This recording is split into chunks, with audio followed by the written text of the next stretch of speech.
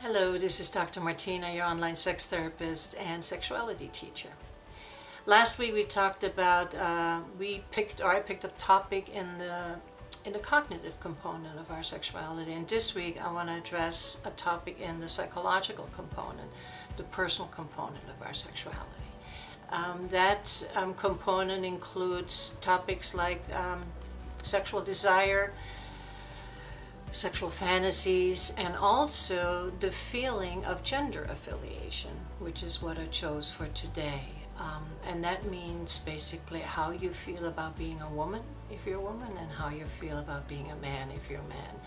And how, if that feeling is in disharmony, how it can affect your sexual experiences. Feeling of gender association is defined by self-awareness. Self-awareness of masculinity if you're a man, and self-awareness of femininity if you're a woman.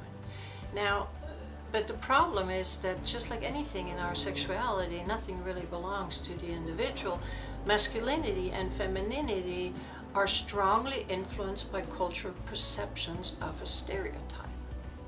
They are expectations if you're a man, expectations on your interests, what kind of interest you should have if you're male, and what kind of size of penis you should have if you really want to feel masculine, if you really want to connect with your masculinity, what kind of gait you have, how pride you walk and how a man walks, and the same thing for the women, you know. Also has to do with our interests. I mean, if a woman, a feminine woman, can still have an interest of being a football coach or an NBA referee, she can still be feminine, and she still can be in touch with her femininity, but not in this society. So I know that, so you can imagine if a person has the impression that they have insufficient masculinity or femininity, how that translates into their sexual performance, how that translates into their desire to have sex, or also in the reduced, how that affects your genital arousal. Very often I have men coming into my practice with erectile dysfunction.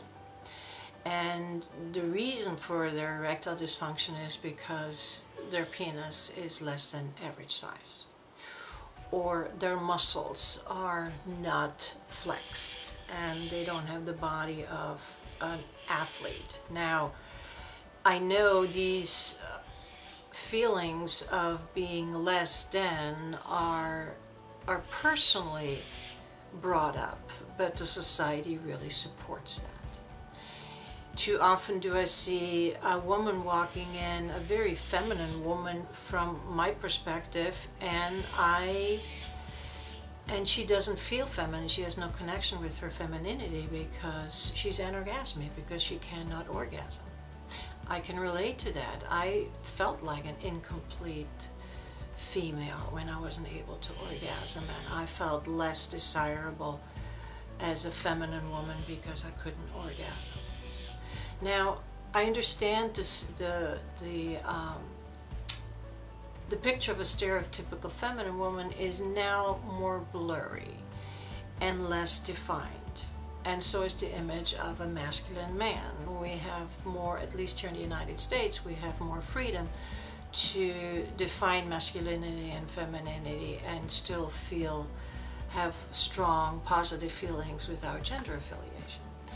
But insecurity and ambivalence concerning the feelings of gender affiliations are still strongly present, and they create havoc in the sexual experiences, because we are all trying to fit this stereotype. We may consciously, you know, push it aside and try to find our individuality, but subconsciously, when we're in the act of having sex, it does creep up, and it can cause many sexual problems.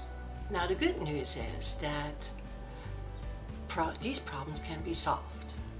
Within the concept of Sexocorporel, I work a lot with the body when it comes to gender affiliation. And because our bodies don't discriminate, we will work with the gait, we will work with mirrors, and we will also make sure that imagination and fantasies can also be used in order to eroticize, in order to create an eroticized, a phallic erotization of genitals with the man and an internal vaginal erotization with the women. Like I said, our bodies don't discriminate, so the bodies play a really big part with this learning process.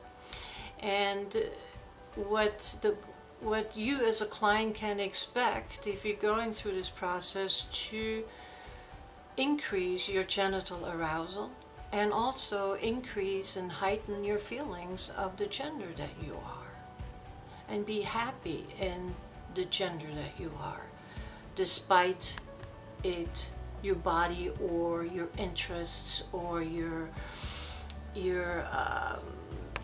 the way you go through life does not fit that typical feminine perspective that we get from the society. Despite all of that, because you will find your own femininity. As you can see, how you feel about being the gender that you are stands right in the center of all sexual components, and it has a huge influence about your sexual experiences. So it is a topic that is hardly ever mentioned, but it is something that a beautiful topic to work on.